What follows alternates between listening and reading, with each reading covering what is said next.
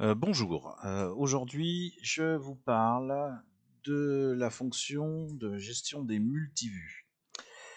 Les multivues, ça vous permet de faire des planches, ce que vous voulez comme planche, en mettant un fond, un masque, ce que vous voulez, et en gérant plusieurs images différentes d'enfants. Ça ressemble un peu à classique, c'est pas très compliqué si vous avez saisi comment fonctionnent les multiplanches classiques. Je vous montre. Vous cliquez sur multivue. Vous choisissez des images, bien sûr. Voilà, donc j'ai tout un tas d'images.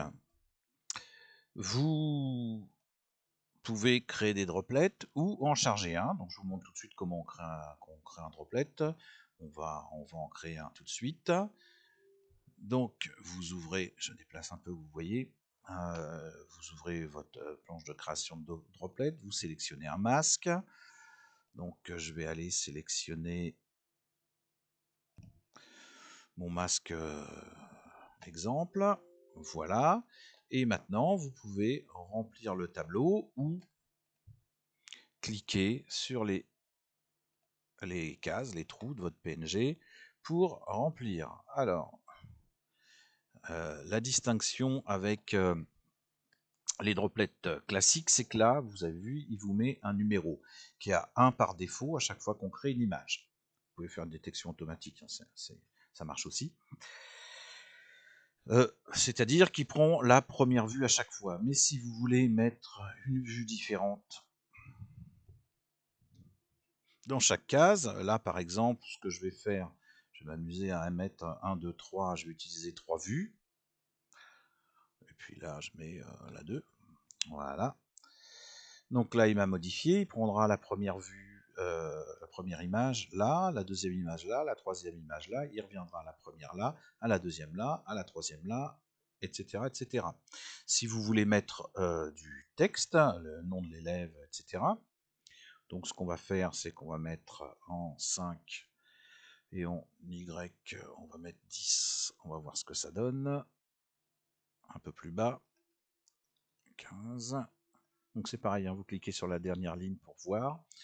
Donc on va mettre l'élève numéro 1 à 13 en Y, à 14, d'accord, on va y arriver. On va mettre le nom de l'élève numéro 2 à 15, et là on lui dit que c'est le numéro 2. On clique sur la dernière ligne, d'accord, et on va mettre, puisqu'on a 3 photos, si on veut les 3 noms par exemple, le numéro 3, alors pas à 15 parce que ça va se chevaucher, à 16, et là, vous voyez, j'aurai le nom de l'élève 1, le nom de l'élève 2, le nom de l'élève 3. Voilà, vous pouvez faire avec la classe, avec l'école, etc. Donc je valide, une fois que je suis content de mon programme. Donc c'est comme dans les autres, hein, vous pouvez rajouter du rouge, du vert, du bleu, des observations pour voir après par ligne à quoi ça correspond. Je vais l'appeler test, chemin, je vais le mettre dans mon dossier test qui est sur le bureau et j'enregistre. Donc il me l'a bien créé. Donc maintenant on va voir ce que ça donne. Donc si j'ouvre mon programme de tirage, je vais sur le bureau dans mon dossier test. Il s'appelle MPCK pour multipack. Donc on peut l'ouvrir toujours hein, dans un logiciel de traitement de texte, et vous avez, comme d'habitude, hein, maintenant vous devez être habitué à ça, les renseignements à droite de chaque ligne, avec toujours le même séparateur.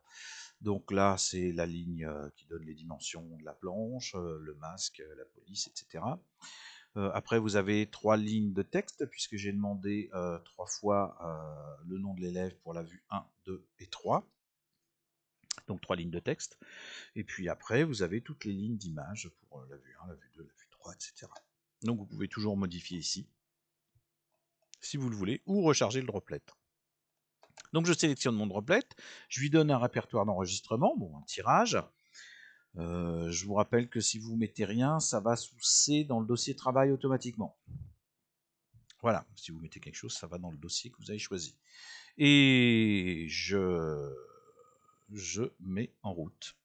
Donc je mets en route, il reste 6 images à traiter. Comme j'ai cliqué sur confirmation, il me demande si je veux continuer. Donc on va regarder un petit peu le résultat de notre droplet. Et là, alors il y a une petite, chose à savoir, c'est que par défaut, il vous met un code barre, le code barre du premier élève. Si vous ne le voulez pas, il faut le décocher, donc on va le faire après. Mais vous voyez, vous avez le nom du premier élève, le nom du deuxième, le nom du troisième. Et vous avez à chaque fois la vue 1, la vue 2, la vue 3, comme je lui ai demandé. Donc si je lui dis que je veux continuer, ben, il va me faire la deuxième planche. Alors avec le code barre, mais on va recommencer en le retirant. Le code barre, ça me sert pour les commandes, par exemple, vous pouvez brancher une douchette et scanner les codes barres, ça vous positionne dans commande automatiquement sur la bonne ligne. Vous avez cette méthode-là, ou alors de taper en haut des commandes sur le nom pour le retrouver dans la liste. Voilà, donc revenons à multivue. Donc si je fais multivue, je recharge mes vues. Voilà, je décoche code barre là. Je charge mon programme. Je charge mon dossier d'enregistrement. Pas besoin de cocher sur confirmation. Il me dit attention, les codes barres ne sont pas activés, est-ce normal? Oui, c'est normal.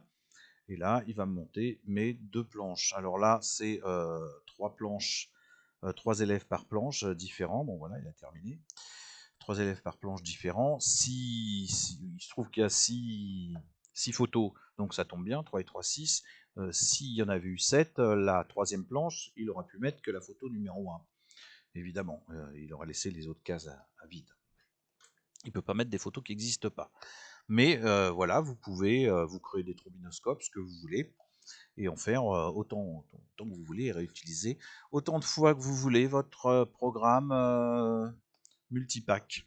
Voilà, donc je rappelle rapidement, on met les images, on met le programme qu'on a choisi ou qu'on vient de créer sur création de droplet, on met le répertoire d'enregistrement, on met en route avec ou sans confirmation, et avec ou sans les codes barres. Et ça se monte très rapidement. Voilà, j'espère que j'ai été clair, que ce tuto vous servira. Merci et à bientôt.